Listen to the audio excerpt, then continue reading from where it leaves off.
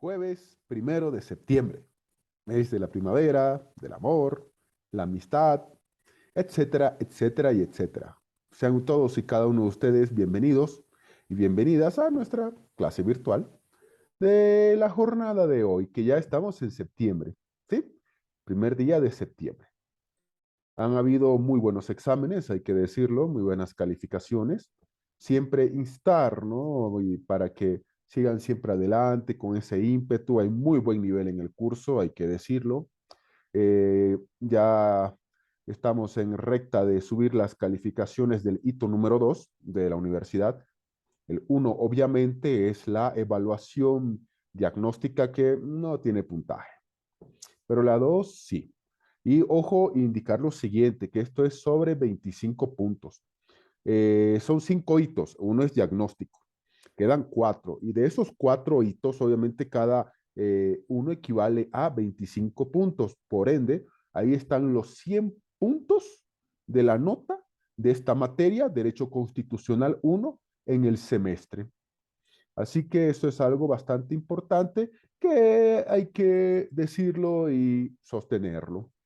Bien dicho eso, y estando obviamente nosotros dentro de plazo para subir las calificaciones de lo que será el hito número 2, las primeras evaluaciones, hay buen nivel, buen grupo, felicitarlos, porque realmente hay muy, muy buen nivel de aprendizaje. Así que eso es algo muy interesante y positivo al respecto. Ahora bien, ahora bien, ahora bien. Uh, ellos 1 de septiembre.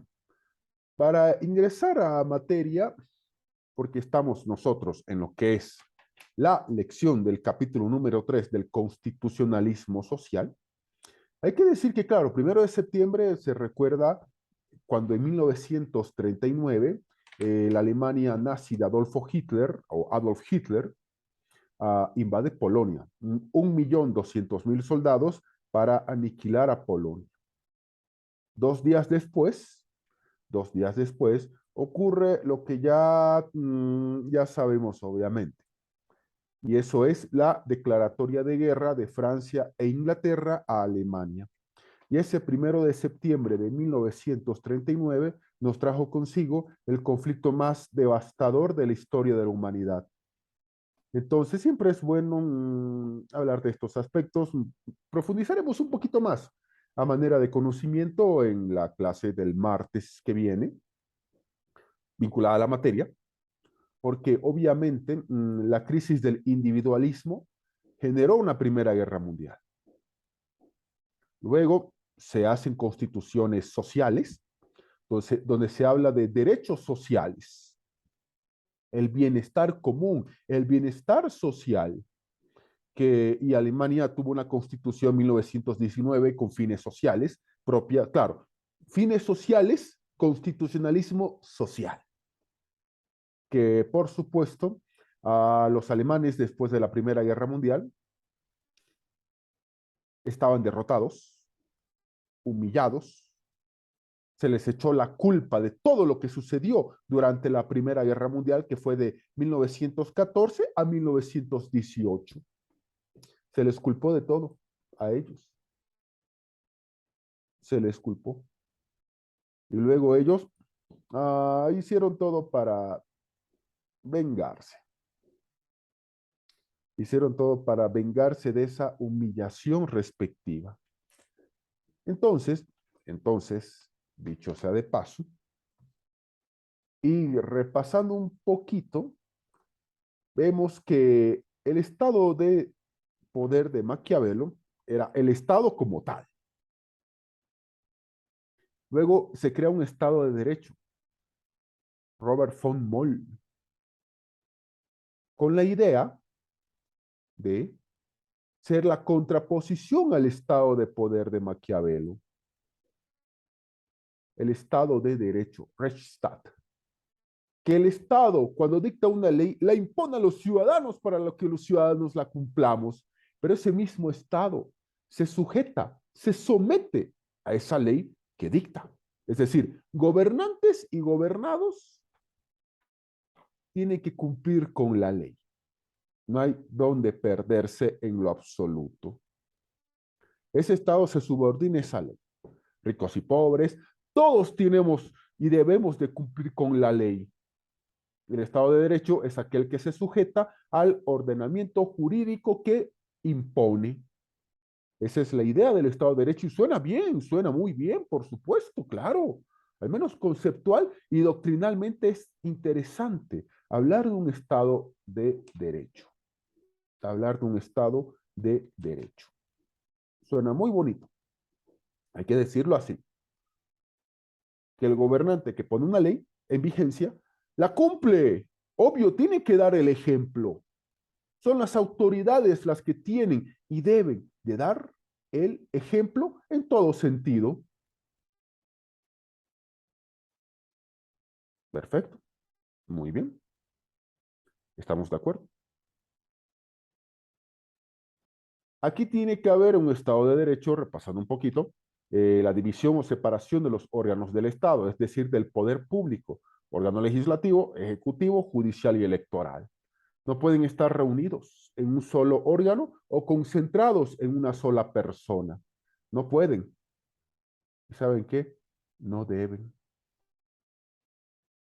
¿Cuál es el órgano más importante? ¿Todos o ninguno? Esa tendría que ser la respuesta correcta, porque cada órgano, que lo vamos a ver en su momento, hace una tarea específica dentro de eso que llamamos poder. Dentro de lo que llamamos poder, hace una tarea particular o específica, dentro de eso que es poder. Todos son iguales en jerarquía, porque el poder público está distribuido en materia en estos órganos del Estado. No puede haber, ni debe haber una persona que concentre todos en sí mismo o en un solo órgano o una persona que esté por encima de los órganos. No, porque ahí volveríamos a épocas que tanto hemos hablado, monarquías absolutistas. Hay derechos, libertades a las personas, sí, correcto, pero también hay elecciones libres, a un ciudadano, un voto, estamos de acuerdo. Sin embargo, como explicamos anteriormente y lo vimos en la clase presencial, el Estado de Derecho fue usado por las clases sociales poderosas para imponer las leyes que ellos querían que estén en vigencia y que les beneficiaban. Porque, ojo, el Estado de Derecho es aquel que el gobernante y el gobernado cumple, pero cumple con la ley que ha dictado. Y el que dicta, ¿qué pasa si son los poderosos los que dictan la ley? La que van a cumplir, obvio, la hicieron. Ellos le hicieron la ley, tienen que cumplirla. Y por ende, tienen que cumplirla también las personas que son gobernados. Entonces, ocurre algo interesante, que el Estado de Derecho degenera en un Estado del derecho de la burguesía, de esa clase social. Un Estado solo para ellos, con leyes solo para ellos, donde, obviamente, hay un detalle que el pueblo se vio perjudicado, porque el Estado desregularizó la economía. Ya la economía, especialmente la economía, ya no estaba regulada. Era el Estado que no miraba, se tapaba los ojos y pare de contar. Se tapaba los ojitos y pare de contar. Ya no importaba ni más ni menos. Dejar hacer, dejar pasar. Así de sencillo. En las relaciones laborales el Estado no se metía. ¿Por qué tenía que hacerlo? No. En estos otros aspectos, no. Que el privado lo haga y que entre privados se solucionen los problemas. Nosotros nos encargamos de ciertas tareas como Estado y el resto que se encarguen los privados. No había Ministerio del Trabajo que regule si un patrón era abusivo, no. Si un trabajador no tenía suficientes derechos, no. No había nada de eso en lo absoluto. Pues eso generó esa cuestión que da lugar a lo que ya hemos visto, el constitucionalismo social, que ya hemos visto el constitucionalismo social. En principio liberal, este Estado intentó hacer que los hombres sean iguales, en virtud a las leyes. Claro, la famosa igualdad ante la ley. Pero en una segunda etapa, el Estado de derecho burgués marcó la división entre ricos y pobres, los ricos los hacían más ricos, los pobres eran de pobres a miserables. Salen nuevas ideas, como el marxismo o comunismo, por ejemplo, que fue producto de todo esto. Hay una Primera Guerra Mundial que de 1914 a 1918, que ese también es un parámetro importante que hay que decirlo, porque la gente solo pensaba en sí mismo, eran individualistas. No es malo pensar alguna vez en uno mismo, no, no es malo, pero también hay que pensar que hay familias que vives en una sociedad, vives en un barrio, vives en un barrio, vives en una comunidad, vives en un país, que no podemos ser muy egoístas con ciertas cosas que son propias de la colectividad a la que nosotros pertenecemos y de la que somos parte y en la que vivimos. Este individualismo en extremo hizo que exista una Primera Guerra Mundial y que el mapa de Europa cambia radicalmente y por ende también del mundo. Y los culpables, los alemanes, en todo sentido, fueron los alemanes. Claro, se les echó la culpa de todo. Se les echó la culpa de todo. Y hay que decirlo, que este individualismo no es bueno. No es malo pensar en uno mismo a veces, en tus propios derechos y también tus propios deberes y libertades. Pero también hay derechos colectivos, como ya hemos visto en clase. Hay derechos individuales, correcto. Hay derechos colectivos, correcto. Hay derechos individuales y derechos colectivos.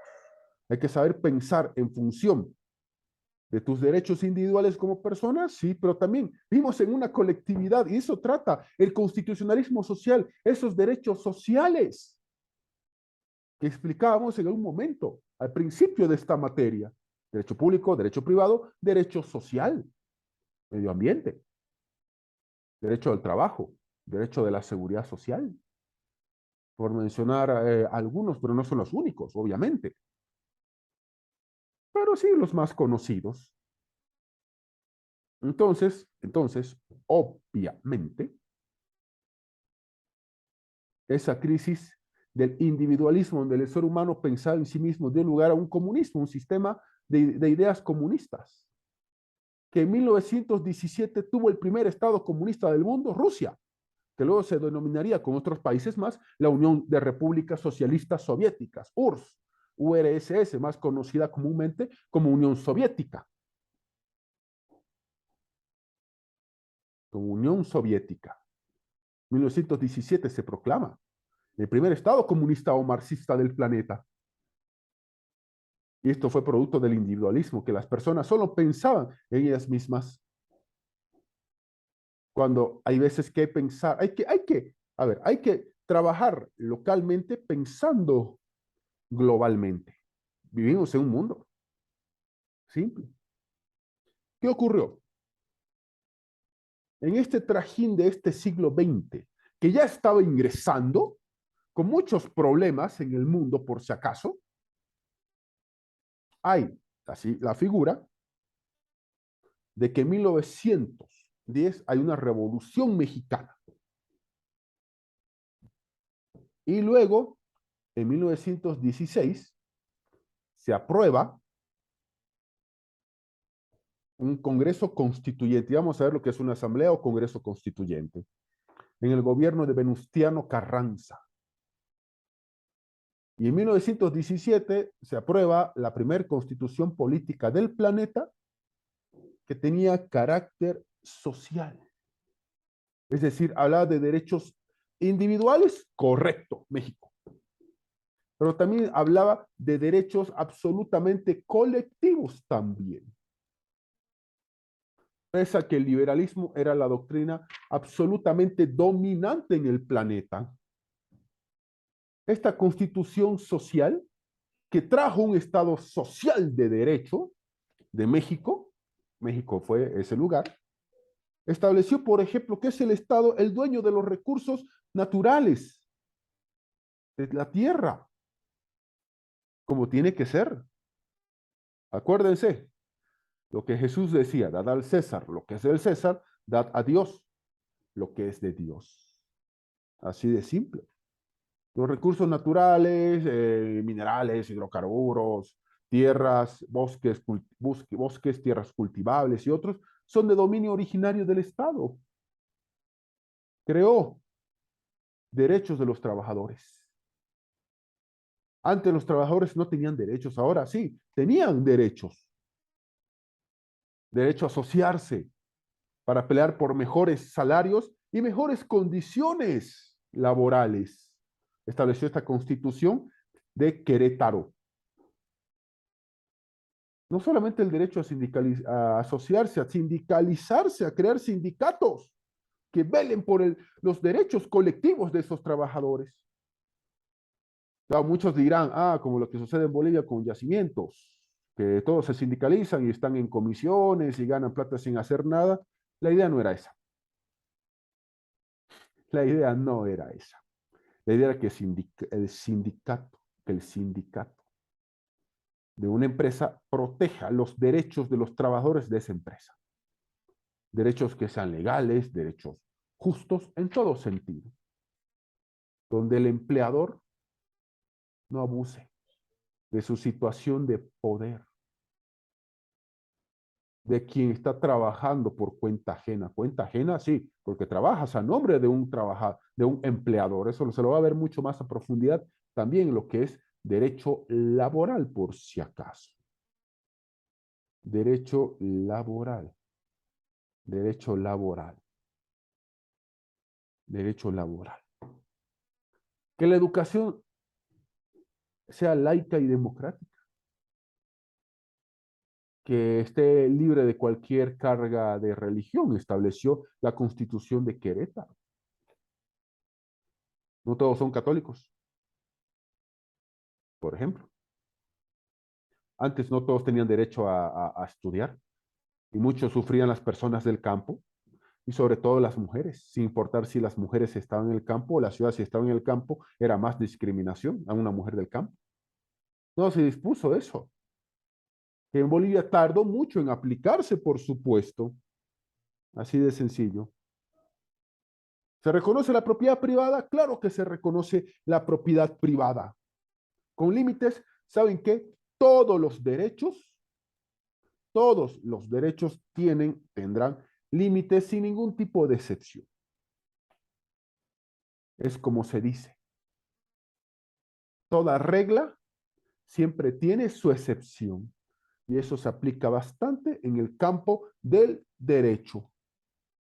En el campo del derecho. En el campo del derecho. En el campo del derecho. ¿La propiedad privada existe? Sí. ¿Con límites? Sí. Especialmente el tema de los límites del bienestar social y de la colectividad, el bien común,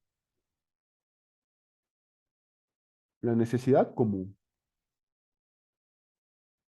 ¿La idea cuál era? Eliminar el latifundio. El latifundio son personas o personas en plural que manejan y tienen el poder sobre extensas y extensas cantidades de tierras improductivas y ociosas. Eso es latifundio. Y latifundista es el que ejerce latifundio. Tierras y tierras ociosas, sin ningún tipo de utilidad. No las trabajas ni dejas que nadie las trabaje. La idea también era que los campesinos generen economía en función de una pequeña propiedad en el campo. Así de sencillo. El derecho a la huelga. El derecho a la huelga es algo importante. Claro, obviamente se establecen que para la huelga hay procedimientos.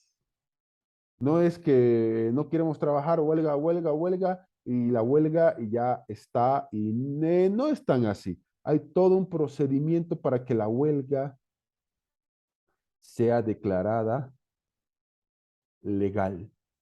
Hay un procedimiento para que la huelga sea sea legal. Pero es un derecho que hay y que tendría que ser muy, pero muy bien usado. Así de simple, así de sencillo. Entonces, pero también, además de la huelga, hay el lockout, cierre y dejar afuera, que también es un derecho por si acaso, ¿no?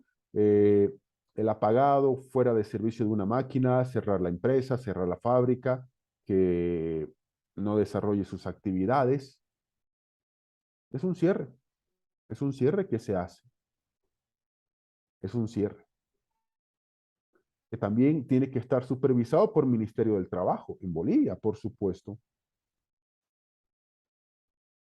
Entonces, la Constitución de Querétaro, que fue la primera de México, que fue la primera constitución de índole social, nos trajo eso, nos trajo eso, esos derechos, que hoy día son importantes. Si se los aplica bien o no, eso ya no es harina de este costal, no es objeto de esta clase. Analizarlo, eso en derecho del trabajo o derecho laboral, que lo analizarán con más profundidad y más detalle. Aquí no. Derecho a propiedad privada, pero con los límites que establece la ley, sí. Que el Estado es el dueño de los recursos naturales, sí. Derecho al trabajo digno, sí. Derecho a la huelga, a la sindicalización, sí. A la asociación, sí. Al lockout, sí. Entonces, es decir, hablamos de que tienes derechos y el Estado tiene que proteger esos derechos. Y empiezan a nacer los ministerios del trabajo con todo esto, que antes era impensado que exista. Era impensado que existan, pero luego se da la figura de que sí, sí existen. Sí, sí se empiezan a dar y empiezan a regular. Y el Estado empieza a regular las relaciones obrero-patronales con el tema del Estado social de derecho que trajo consigo este constitucionalismo social. Porque hay una relación desigual entre el dueño del dinero que se te va a pagar, de los medios de producción, es decir, con que vas a trabajar, frente al trabajador que va a vender su fuerza laboral, que va a vender su fuerza laboral, va a vender su fuerza laboral a cambio de una remuneración. Se establece un salario mínimo, que es lo mínimo con lo que una persona puede vivir o vivir bien o dignamente. Y ahí tenemos varios aspectos. Luego, después de esa Primera Guerra Mundial, que Alemania es derrotada por las fuerzas aliadas, Alemania, de ser un lugar donde gobernaba el Kaiser, una especie de monarquía, aunque el nombre oficial era Imperio Alemán, por si acaso, a cargo de un Kaiser, el nombre correcto es Imperio Alemán, cambia de monarquía, o imperio, mejor dicho, perdón, a una república. Y en 1919, en la ciudad alemana de Weimar, se instaura la República de Weimar y se aprueba una constitución republicana de Weimar, que buscó una nueva Alemania con una sociedad más justa, equitativa, con igualdad de derechos entre las personas, trabajadores, empresarios, etcétera. Que duró poco porque al final, años después, 20 años después, Hitler empezaba a pasearse por Europa y África y bueno, con el objetivo de conquistar el mundo. Pero eso es historia aparte. Resulta que la constitución de Alemania de Weimar, producida por la derrota alemana de la Primera Guerra Mundial, que esta Primera Guerra Mundial fue de 1914 a 1918, estableció que todo era el principio de justicia social. El constitucionalismo trae ese principio de la justicia social, de la justicia social. Así de sencillo. Se ratifica lo que dice la Constitución Mexicana de Querétaro.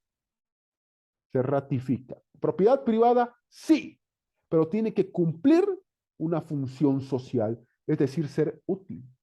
¿De qué te sirve ser dueño de la mitad de las tierras del país si son improductivas y no las usas todas? Usarás el 1%.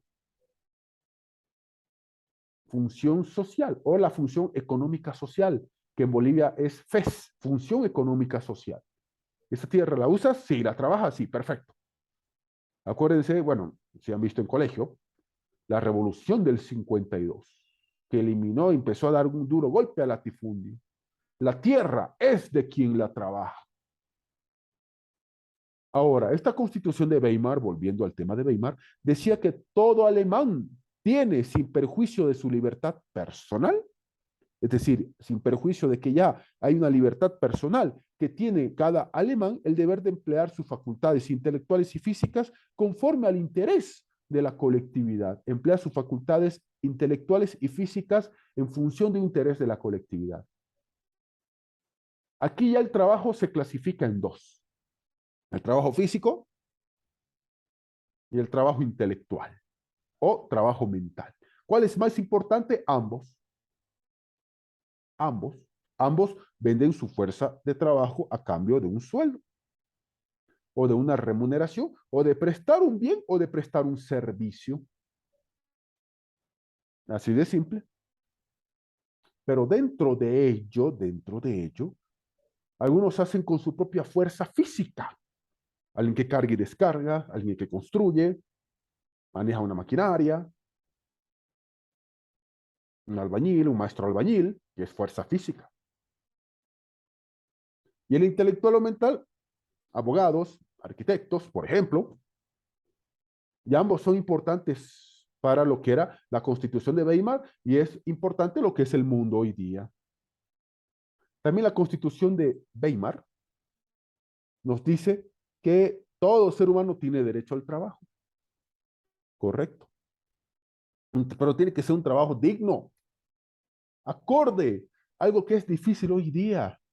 Una equidad entre lo que trabajas, equidad entre lo que ganas y o recibes como remuneración. Y se usa la palabra salario, porque en la antigüedad, especialmente en la antigua Roma, se pagaba en sal, porque la sal era donde hacías conservar los alimentos, la carne, las saladas, las saladas. Algunos dirán, charque, sí, claro. Antes se pagaba en sal, por eso viene de sal, de esa sal que se pagaba por tu trabajo, porque tú la usabas en tu casa, porque era el intercambio de la moneda de la época, era la moneda de la época, la sal, que era muy carísima conseguirla. Viene la palabra salario. Así de sencillo. Todos tenemos derecho al trabajo y este tiene que estar bajo protección del Estado, porque el constitucionalismo social trae de qué es el trabajo fuerte, el que consigue frutos, pero que hay la posibilidad de que el empleador abuse, de que el empleador abuse de eso. Y por ende, el Estado está ahí para tratar de equiparar lo que hace rato yo les decía. El poder del empresario, del empleador, recursos, dueño de los medios de producción o maquinarias, frente al trabajador que se va a vender hablando de su fuerza laboral. Simple, directo y sencillo. Así hay que decirlo. Entonces, el Estado está para equiparar esa desigualdad. Y por eso es que hablamos de una relación tripartita en este tema. Estado, trabajadores, privados. Sencillo. La Constitución de Weimar, además, decía que del derecho al trabajo, a sindicalizarse y a la huelga, a formar sindicatos para que juntos defiendan tus derechos y a la huelga. La huelga. Esto es importante. Con estas dos constituciones se formó el constitucionalismo social, que dio origen al Estado social de derecho y que sobre todo da protección a los derechos sociales y colectivos de la persona. justicia social, acuérdense. Y el Estado era encargado de darle protección a estos derechos. La soberanía reside en el pueblo, el propio Estado tiene que encargarse que el ser humano tenga un futuro más humano, más digno. Y el Estado empieza a tratar de nivelar esa balanza cuyo hueco le dejó el Estado liberal, el Estado de derecho burgués. Así de simple. Sí, y sencillo. Pero resulta que luego en Estonia, 1920, Polonia, 1921, Yugoslavia y Rumania, 1923, y en 1931 en la República de España. He dicho república porque en esa época era república, hoy día no, hoy día es monarquía, hoy día es un reino de España, pero anteriormente era una república. Hago esa aclaración histórica. Aparecen constituciones tal como la estamos hablando de Querétaro y de Weimar, tal como la estamos hablando, con la diferencia que la Constitución de la República de España de 1931, ya hice la aclaración que hoy día es monarquía, dice que España es una república de trabajadores, que España es una república de trabajadores. Todos estos cambios que hubieron, que se generaron en el mundo, tuvieron su eco en Bolivia. Bolivia no es una isla. Y hubieron ecos bastante importantes. Hubieron ecos importantes. En 1938 en Bolivia gobernaba el cruceño Víctor Germán Busch Becerra. Bueno, nadie lo conocía como Víctor, pero todos saben de Germán Busch Becerra. Tiene hasta una provincia en su nombre. Era uno de los presidentes más jóvenes que Bolivia tuvo. Héroe de la guerra del Chaco, obviamente.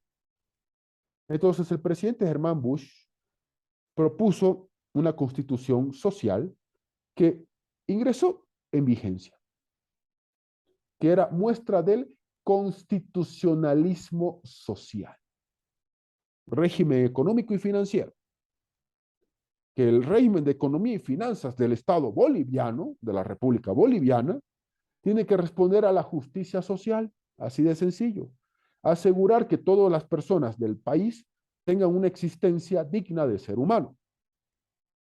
Eso establecía la Constitución del 38, que obviamente no está en vigencia. Pero la idea era asegurar, por lo menos en papeles, la dignidad del ser humano, la dignidad de la boliviana y del boliviano. Que la tierra y los recursos naturales son de dominio del Estado. Son de dominio del Estado. Que el Estado es dueño de los recursos naturales, hidrocarburos, minerales, etcétera, etcétera y etcétera. Que el Estado puede regular mediante ley el ejercicio del comercio y la industria. Ya en la década de los 70, hasta el día de hoy está vigente el Código de Comercio de Bolivia, que regula las actividades de las sociedades comerciales y obviamente de la figura del comerciante como persona. Que el trabajo y el capital gozan de protección del Estado. Es el Estado el que protege el capital. Es el Estado el que tiene que equiparar esa balanza de desigualdad que yo les estaba indicando previamente.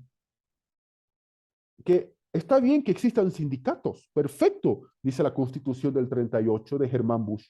Está muy bien que existan sindicatos de trabajadores, pero también hay profesionales que no están dentro de esos sindicatos porque no trabajan en empresas, ejercen libremente su profesión, venden su fuerza de trabajo por clientes, a clientes.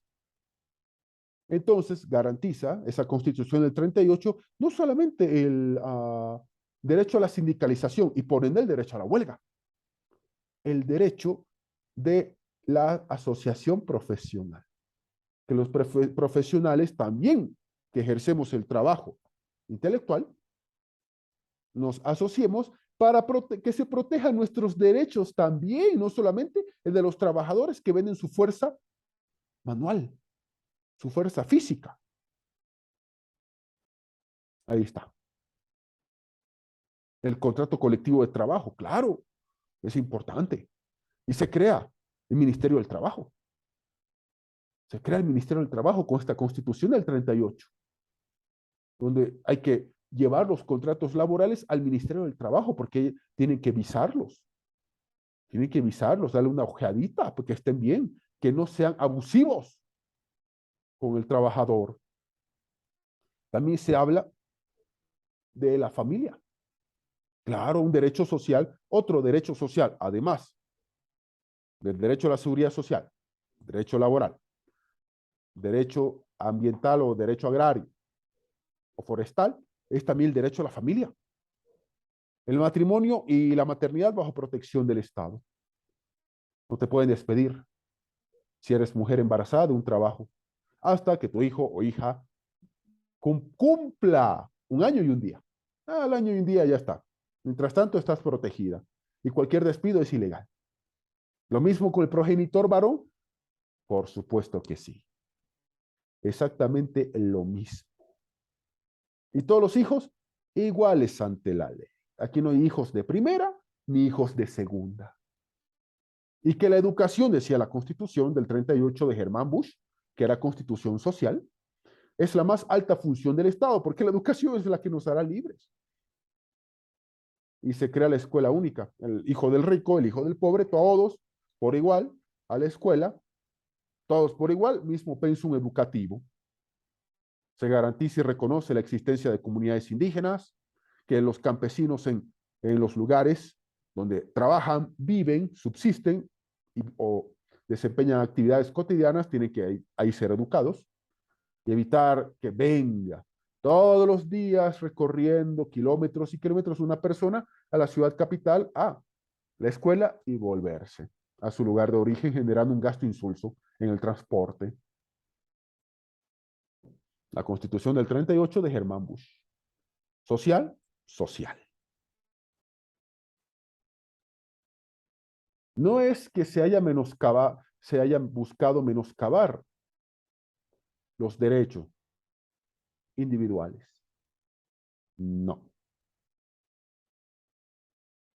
para nada. Hay que definirlos claramente. ¿Cuáles son tus derechos individuales? ¿Cuáles son tus derechos colectivos? Y ampliar los derechos colectivos. Porque hay que ser realistas. ¿Hay derechos de la colectividad? Sí. Vivimos en una colectividad. Vivimos en una sociedad que requiere que pensemos a veces no en función de que nuestro mundo es nuestro cuarto o nuestra casa. No, hay mundo afuera de ello. Una sociedad que nos necesita.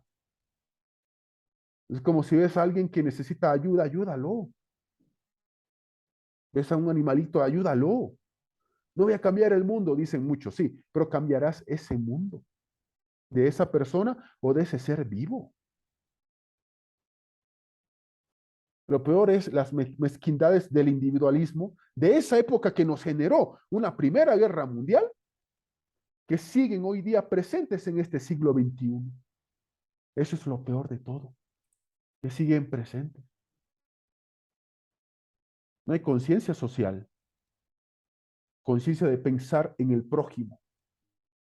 Como yo les decía, un pequeño ejemplo. A mí me gusta un ritmo de música X y hay otro ritmo que no me agrada y no me gusta. Y eso tiene que enterarse el barrio. Ah, no, es que viernes por la noche. No, es que mañana es viernes y mañana viernes voy a reventar con Bon Jovi todo el barrio y toda la ciudad. ¿Por qué no piensas un poco en la sociedad, en tus vecinos? Pobre ser humano, pobre niño necesita ayuda, necesita ser llevado a un hospital. Pobre perrito, mira, está desangrándose. Sí, alguien lo hará. Y ese famoso alguien lo hará era propio del individualismo antes de la Primera Guerra Mundial y que lo ocasionó.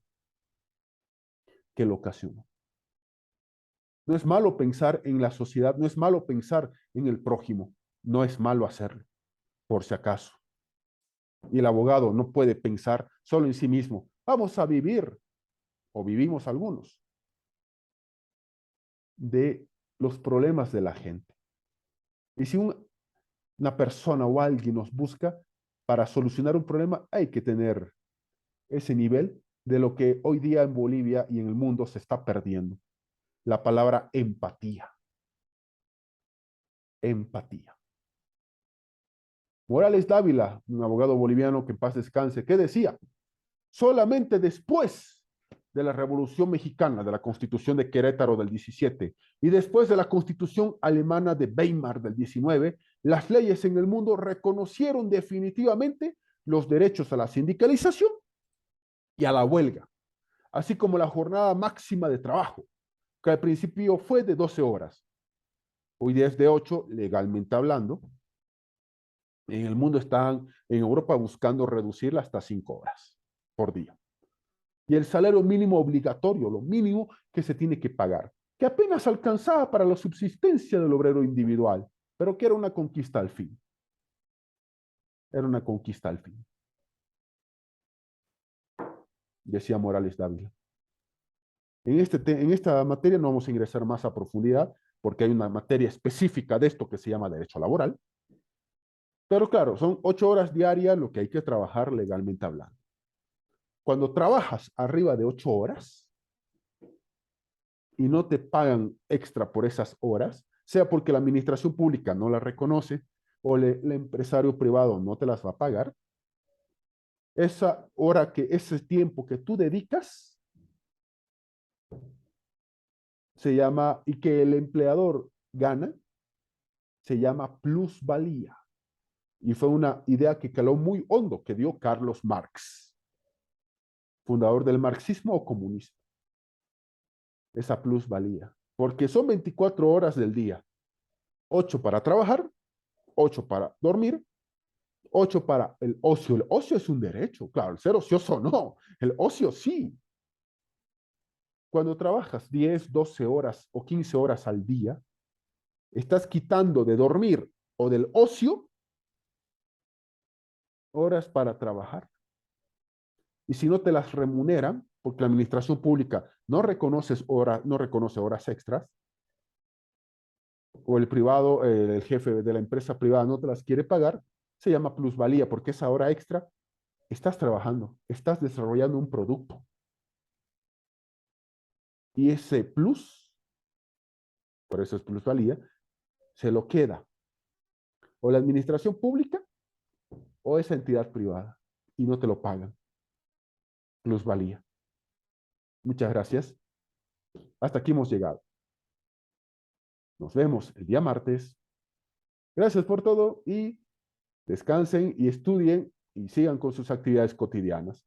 Gracias por todo. Conmigo será hasta la próxima. Permiso.